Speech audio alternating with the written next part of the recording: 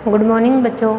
Sardar Patel public school कटरातल Sikar से मैं हिंदी अध्यापिका सुमिता मील, कक्षा 3 और पाठ 3 का पाठ हम पढ़ेंगे। आज पाठ का नाम है मात्राएं। तो आज हम क्या पढ़ेंगे? मात्राएं। मात्रा किसे कहते हैं और कैसे लगाई जाती है, कहाँ लगती है। मात्रा की परिभाषा पहले, स्वरों के निर्धारित चयन ही उनकी मात्राएं कहलाती है। स्वर होते हैं, उसके जो निर्धारित चिन्ह होते हैं वही मात्राएं कहलाती हैं। एक बार फिर से परिभाषा है, स्वरों के निर्धारित चिन्ह ही उसकी मात्राएं कहलाती हैं। मात्रा कहाँ लगती है? मात्रा व्यंजनों के साथ लगाई जाती है।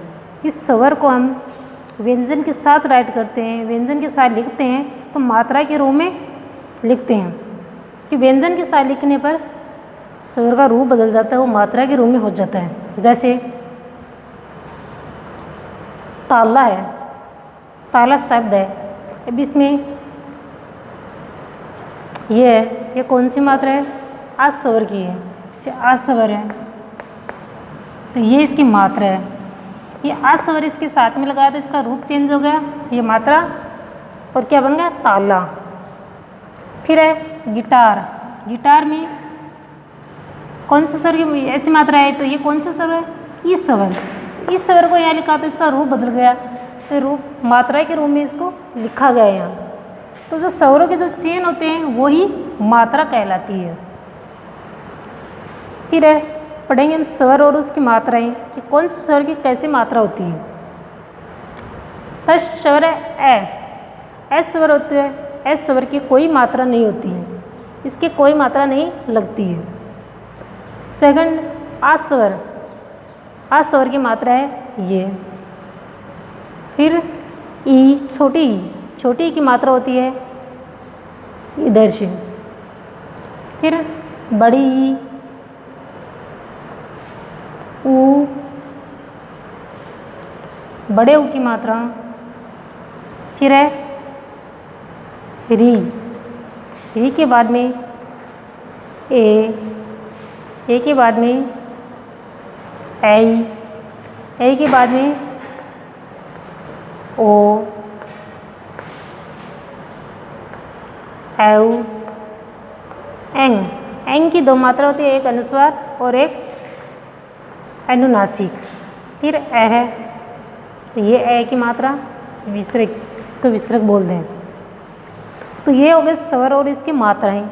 ये मात्राएं आपको पढ़नी है और इन मात्राओं से आपको शब्द बनाने हैं। जैसे मैंने बनाया, आ की मात्रा से बन गया ताला, छोटी की मात्रा से गिटार। ऐसे ही आगे वाली मात्राओं से आपको शब्द बनाने हैं। और तो ये हो गया स्वर और उसकी मात्राएं। इनके बाद में हम पढ़ेंगे कि मात्राओं के स्थान, कि मात्राएं किस प्रकार से लगाई जाती है, कितने प्रकार से लगाई जाती है व्यंजनों के साथ में। व्यंजन पर मात्रा 4 प्रकार से लगाई जाती है। व्यंजन होते हैं उनके साथ ही हम मात्राओं का प्रयोग करते हैं, तो वो मात्राएं 4 प्रकार से लगाई जाती है। 4 प्रकार से किस किस रूप में लगाई जाती है।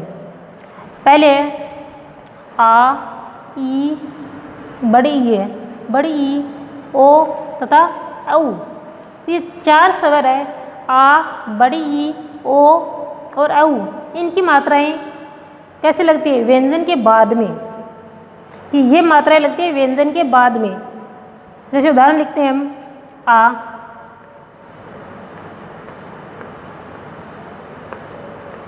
माला लिखा है, माला में ये व्यंजन हो गया, इसके बाद में ये मात्रा लगी। यहाँ भी आ की मात्रा तो व्यंजन के बाद में। इसी प्रकार बड़ी की मात्रा से बनाते हैं हम मिठा। अब मिठा में बड़ी की मात्रा तो ये कहाँ लगी? व्यंजन के बाद में। ओ की मात्रा से कोयल, तो ये ओ की मात्रा ये कहाँ लगी? व्यंजन, ये व्यंजन है, ये व्यंजन के बाद में। इसी प्रकार औ, कौवा, तो औ की मात्रा भी व्यंजन के बाद में। ये 4 मात्राएं होती हैं, आ, ई, ओ तथा औ। तो चारों मात्राएं व्यंजन के बाद में लगती है। तो फर्स्ट स्थान है व्यंजन के बाद में लगने वाली मात्रा।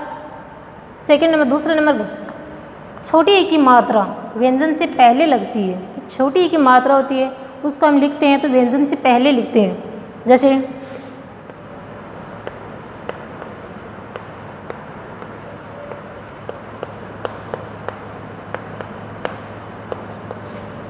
यह किताब में छोटी ई की मात्रा की, तो इसको हम व्यंजन से पहले लगाए ना, व्यंजन ई की मात्रा। इसी प्रकार गिलास में घी, छोटी घी है, छोटी ई की मात्रा तो व्यंजन से पहले लगाई है। तो व्यंजन के पहले कौन सी मात्रा लगती है? छोटी ई की मात्रा व्यंजन से पहले लगती है। इसके बाद में ए तथा ऐ की मात्राएं व्यंजन के ऊपर लगती है। ऊपर मात्रा कौन सी लगती है? ए और ऐ की। जैसे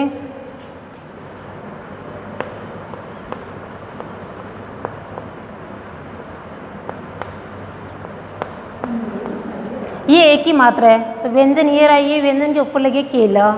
बैल में ए की मात्रा है, ये कहाँ लगी? व्यंजन के ऊपर। चौथा नंबर है ऊ तथा बड़ा ऊ और री की मात्राएं व्यंजन के नीचे लगती है। ऊ, बड़े ऊ और री की मात्राएं लगती है व्यंजन के नीचे।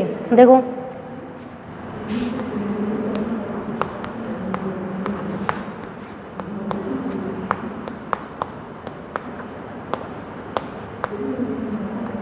कछुआ, चूहा, वृक्ष।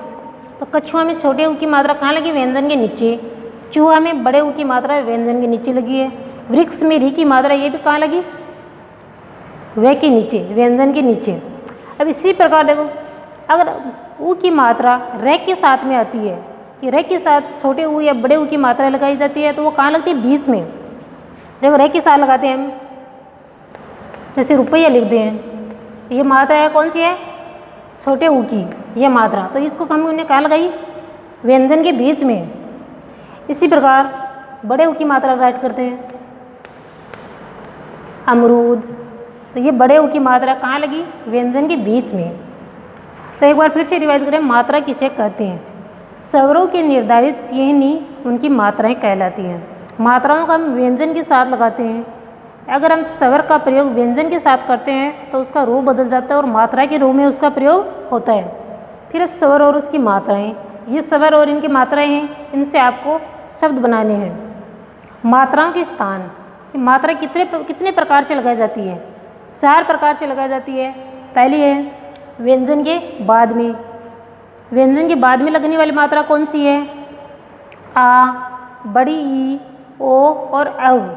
ये 4 मात्राएं जो व्यंजन के बाद में लगती है। फिर सेकंड, व्यंजन से पहले लगने वाली मात्रा, छोटी ई की मात्रा जो व्यंजन से पहले लगाई जाती है। फिर व्यंजन के ऊपर लगने वाली मात्रा ए और ऐ, इन दोनों की मात्राएं हैं, ये व्यंजन के ऊपर लगाई जाती है। नंबर 4 है व्यंजन के नीचे लगने वाली मात्रा। नीचे लगने वाली मात्रा कौन कौन सी होती है? ऊ, बड़ा ऊ और री। ये तीनों मात्राएं व्यंजन के नीचे लगाई जाती है।